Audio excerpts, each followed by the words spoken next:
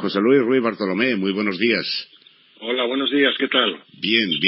Expectantes ante las decisiones que se puedan tomar después del decreto del estado de alarma por parte del gobierno. Pero antes de hablar de eso, don José Luis, usted como diputado de Vox en esta asamblea, le voy a pedir la opinión personal. ¿Qué sintió el jueves tras el discurso de Pablo Casado en el Congreso de los Diputados? ¿Cuál fue su sentimiento? Hombre, pues es una pregunta interesante, porque además tuve ocasión de escucharlo en directo, ya que, aunque había pleno en la Asamblea, no me correspondía participar en esos momentos en el pleno, con lo cual estaba en el grupo parlamentario y estuve escuchándolo en directo. Y la verdad es que creo que sentiría lo mismo que sintió Santiago Abascal, es decir, perplejidad, estupor, y en fin, una sensación pues de alguien que realmente quiere acabar con una relación que puede ser mejor o peor, pero que es una relación que más o menos fluía, ¿no? Y fue doloroso bajo mi punto de vista. ¿Hemos borrado de este país la palabra honor?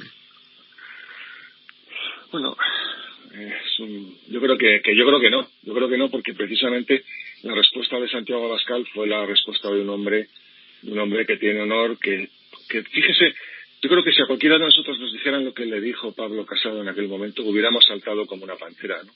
Y él tuvo esa reacción casi inmediata de decir, mire, no voy a hacer lo que usted quiere que haga porque están por encima los intereses de los españoles, y a mí eso me preocupa más.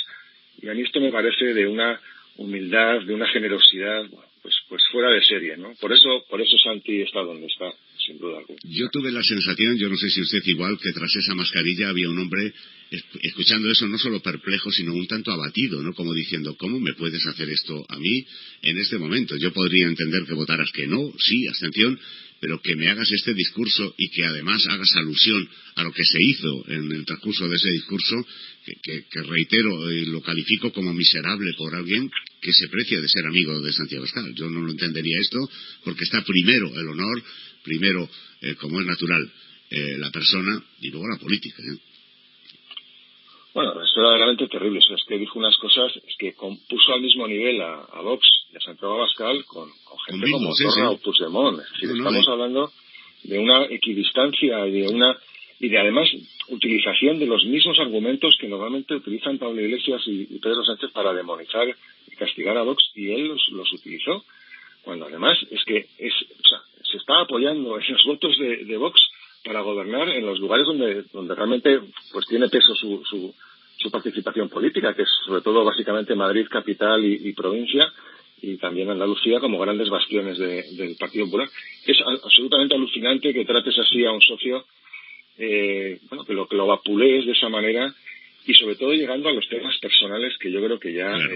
En fin, luego fíjese que es que en algún momento del discurso él se quejaba, Casado decía, esa antipolítica cainita, ¿no? Decía, bueno, ¿qué es más cainita que lo que estás haciendo ahora, que es matar al hermano, ¿no? Claro. A tu hermano, que es un poco donde estamos. Con un hermano con diferencias, con otras formas de pensar, con otras visiones, pero que al final está en el mismo lado que tú. Entonces es increíble, ¿no? O sea, es una cosa que yo creo que eso costará mucho tiempo el curar esas heridas, si es que quieren que se curen, porque yo tampoco estoy tan seguro de que eso sea así. Claro, no, porque a mí hay dos cuestiones que fueron para mí importantes. Yo sabía que Vox no iba a tomar ningún tipo de represalias en torno al discurso, en los acuerdos que tienen diferentes autonomías.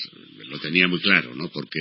Pero es verdad que lo que usted dice, si en vez de ser Santiago Abascal, pues a lo mejor me pilla a mí, o le pilla a otro, pues salta de la bancada y se lo come allí mismo, pero vamos, sin ningún tipo de problema, porque era un ataque muy personal, que nada tenía que ver con la política ni con la situación. El enemigo estaba en el otro lado. Es que esto fue muy curioso, señaló al enemigo cuando el enemigo no era él.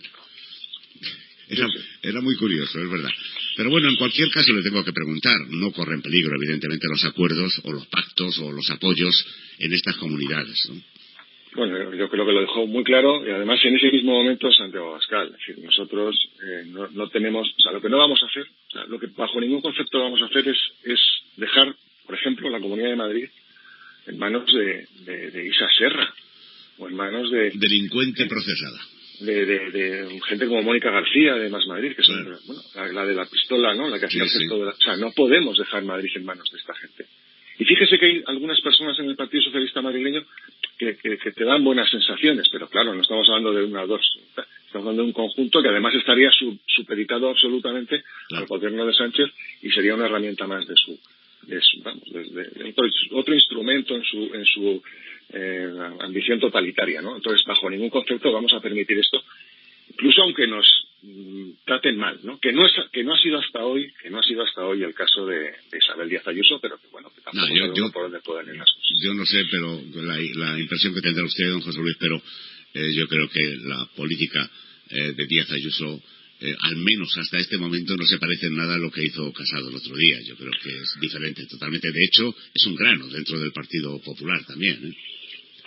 Bueno, yo no descarto que incluso, o sea, Casado está rompiendo todos los puentes con sus primeros momentos, como cuando ganó, digamos, esta disputa interna contra Soraya y los demás, y está rompiendo todo aquello. O sea, Cayetana fue fuera, la cercanía con Vox fuera, y bueno, pues yo creo que también se ha ido viendo contra Isabel Díaz Ayuso un distanciamiento. De hecho, las posiciones de Isabel Díaz Ayuso hace unos meses eran bastante más firmes en algunos asuntos y ahora pues titubea, ¿no? Y yo creo que titubea porque recibe mensajes desde Génova y aquello ya no es tan claro, ¿no? Pero bueno, pues nosotros ahí estamos. O sea, lo que sí puedo asegurar es que nosotros estamos ahí para tranquilizar a los madrileños. No va a llegar la izquierda, para asegurar que aunque Isabel Díaz Ayuso cambie de posición, nosotros vamos a estar vigilantes en que se cumplan los principios básicos de libertades que exigimos a un gobierno como este,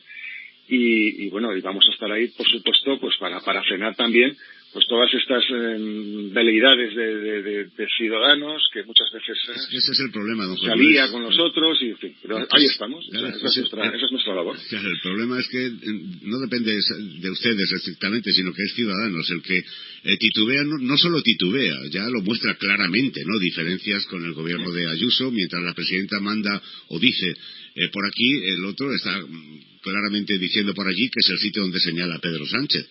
Y este temor que ya llevamos sufriendo algunos meses, cada día se acentúa más por las expresiones y las decisiones del señor Aguado.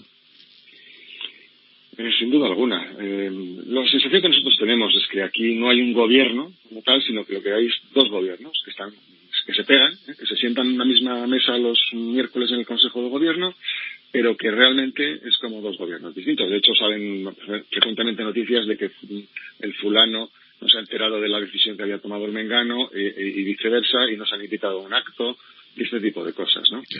Pero claro, yo creo que hay una gran desconfianza en este gobierno. Y, a ver, siempre cabe esa posibilidad de que en algún momento dado preconfiguren una situación oportunista y vayan hacia un formato de moción de censura en la que puede estar metido Aguado, no estar, o sea, no entro en ello, ¿no? Hay muchas combinaciones posibles, pero lo cierto es que ese riesgo existe y yo creo que también la presidenta es consciente de ello, ¿no? Aquí es el problema de quién hay que ser muy cuidadoso. Sí. Hay que ser muy cuidadoso porque esto es como ese juego, ¿no? En un duelo que alguien saca la pistola antes que el otro, sí, y tal. Entonces es peligroso, ¿no?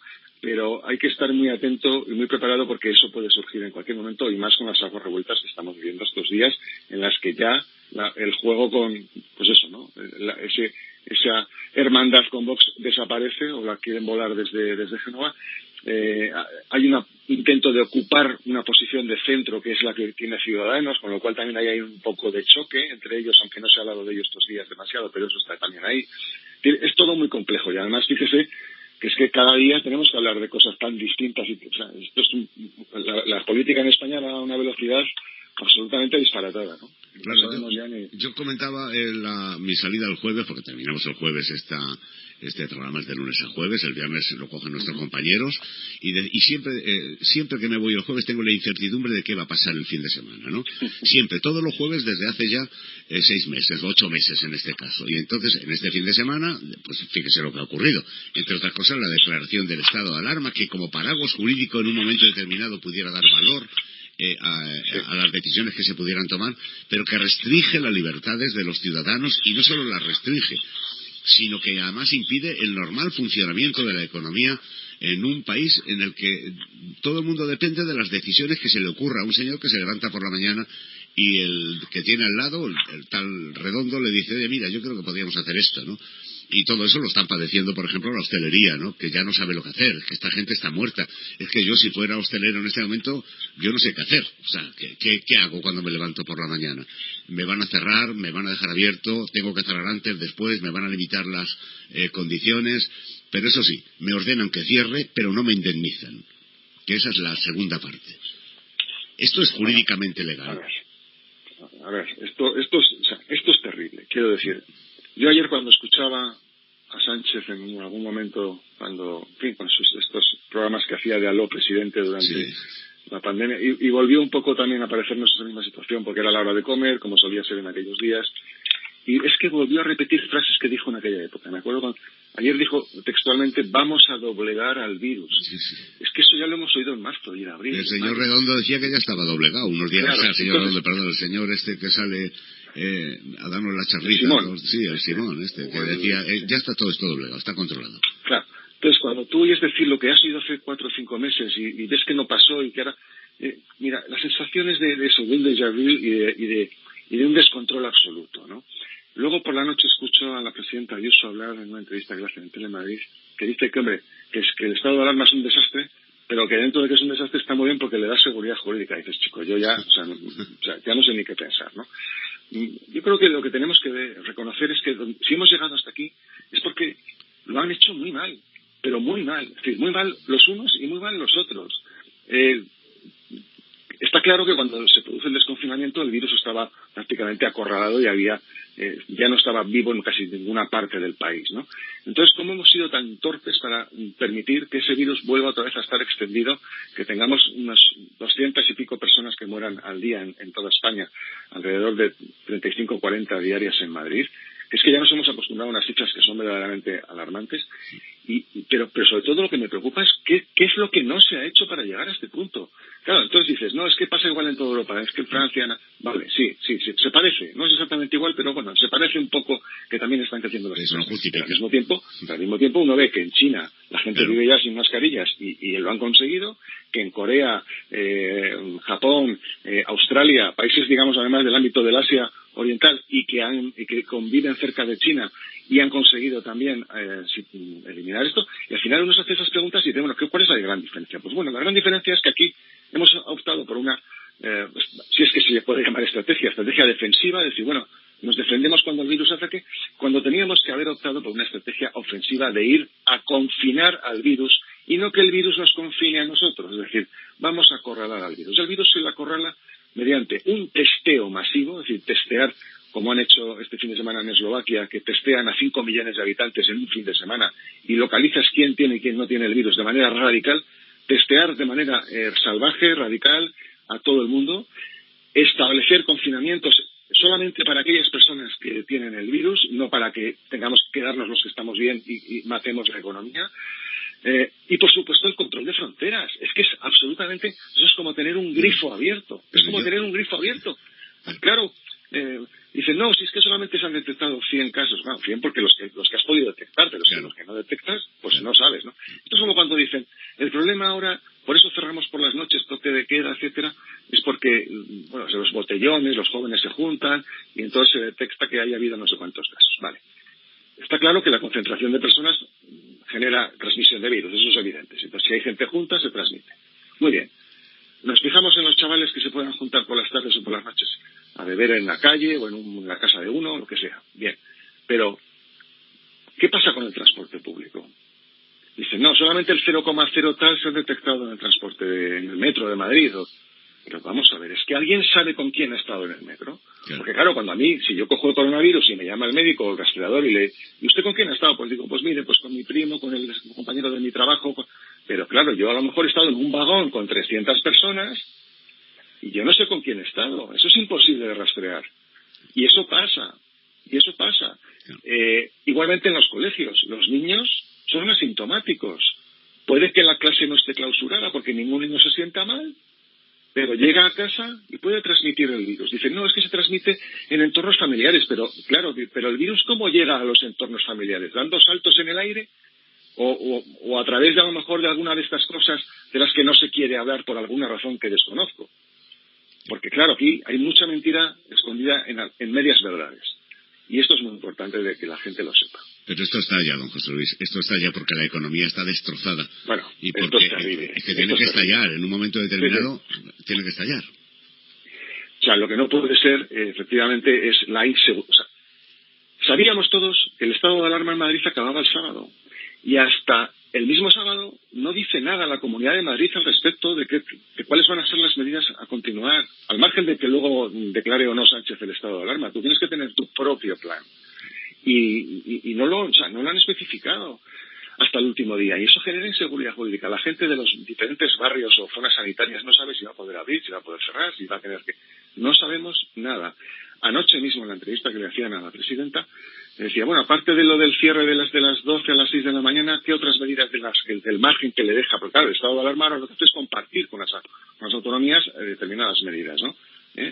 Pone una base mínima, digamos, y luego cada presidente autonómico puede implementar algunas medidas más. Dijo, bueno, pues que no sabía, ¿no? Que hoy se reuniría con el consejero y que ya verían qué hacían. Pues que esto no puede ser, o sea, esto... Yo, francamente, o sea, estoy seguro de que la izquierda lo haría mucho peor en Madrid. Pero lo que sí tenemos claro es que la situación o las medidas o la seguridad que nos pueda otorgar, las medidas que pueda poner en marcha Isabel Díaz Ayuso, dejan mucho que desear. Y creo que está generando una gran incertidumbre. Todo el conjunto, toda la amalgama de diferentes medidas, de diferentes directrices, los boletines oficiales de la comunidad y del Estado, que todo aquello no acaba de generar una situación de... No sabemos, por ejemplo, si vamos a poder salir, está contemplado que se pueda permitir, no sabemos si vamos a poder salir del Día de Todos los Santos a honrar a nuestros fallecidos fuera de la provincia de Madrid, no sabemos. No sabemos si esto es terrible. No, perdóname, es que además esto ha quedado en manos de los presidentes de las comunidades autónomas, que podrán delimitar perimetralmente si se sale o se entra. Pero es que este es el problema de los 17 estados en uno. Es que tenemos 17 estados, cada uno toma las decisiones que le vienen gana o que considera con sus expertos, que nunca sabremos quiénes son expertos de ningún sitio, y al final las medidas van cambiando diariamente cada semana, y los ciudadanos tienen un desconocimiento, que ya hay encuestas que dicen que el 80% de los ciudadanos no tienen ni idea de lo que tienen que hacer a diario. Efectivamente, y esta mañana viendo la prensa, pues veías que algunos periódicos se han tomado la molestia de establecer un mapa, colorines para las autonomías, para que, especificando la leyenda de qué significaban cada una. Esto, pues evidentemente es un auténtico caos. Yo puedo entender que haya comunidades, como es el caso que está reflejado en el propio estado de alarma de Canarias, ¿no? Que tiene a lo mejor una situación muy particular y una forma de acceso también muy particular, porque tienes que ir por avión, etcétera, y que tenga una especie de configuración diferenciada. Pero claro, dentro de la península ibérica... Permítame, don José Luis, ¿puede la presidenta de la Comunidad de Madrid en este momento limitar la entrada de pasajeros en Iberia? O sea, perdón, en Iberia, en los aeropuertos?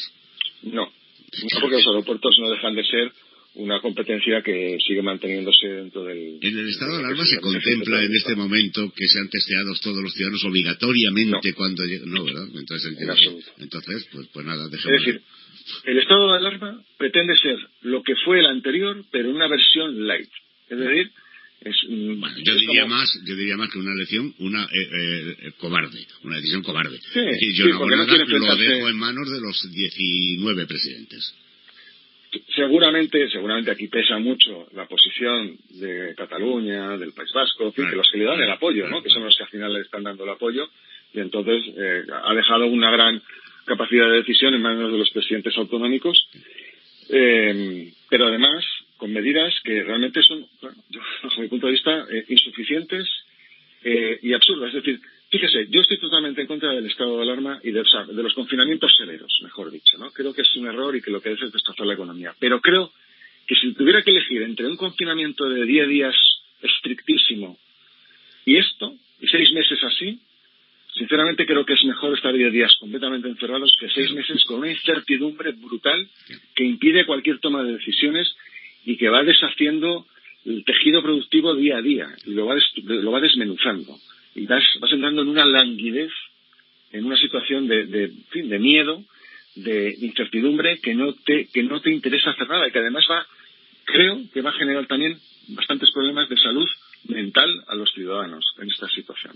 A mí me gustaría, don José Luis, que hoy hubiéramos hablado, por ejemplo, de vivienda, con ese plan, los planes que tiene el consejero, porque me parece que además es revitalizar la economía, pero yo he manifestado también en el editorial de esta mañana que hay dos asuntos ahora que son fundamentales. En primer lugar es la salud de la gente y en segundo lugar es la economía, que van al mismo, en paralelo, no se puede primar uno y otro. Y ese es el objetivo de todos los políticos, y no estar en lo que están la inmensa mayoría, que están en los beneficios y réditos que se puedan sacar de cada una de sus decisiones si es que toman alguna. Y al final, y los ciudadanos, el problema es que los ciudadanos no son conscientes de esto, porque luego a la hora de evaluar y de mostrarnos las encuestas, esto no tiene precio, o sea, no paga. O sea, la señora Armengol se va de fiesta, mientras prohíbe a sus ciudadanos que se vaya, y no tiene un precio, no tiene costo para los que gobiernan en este momento. Y uno ya no sabe a qué tenerse. Bueno, es que la realidad es que ellos controlan la gran mayoría de los medios de comunicación, sobre todo los medios generalistas, que están pues las televisiones y las radios, algunas de las radios principales. Y esto, lógicamente, pues claro, controla mucho la imagen que les llega a los ciudadanos, ¿no? Si esto mismo lo hubiera hecho alguien del otro lado en la comunidad andaluza, en la murciana o en Madrid, pues estaría mismo, bueno, incluso pues, sin gobernar, si lo hubiera hecho usted por mismo. Supuesto. Claro. Efectivamente, ¿no? Pues estaríamos en la Sexta teniendo un especial hablando de ello, y no sé dónde y tal. Y claro, pues este es uno de los grandes problemas, que por cierto, hay que recordar que viene de Soraya Sáenz de Santa María. Claro. Hay dos maneras de controlar los medios, don José Luis, y uno entiende algo de esto. Uno, evidentemente, es regarlos de dinero para que no sean muy agresivos, y otro es secarlos, ¿verdad?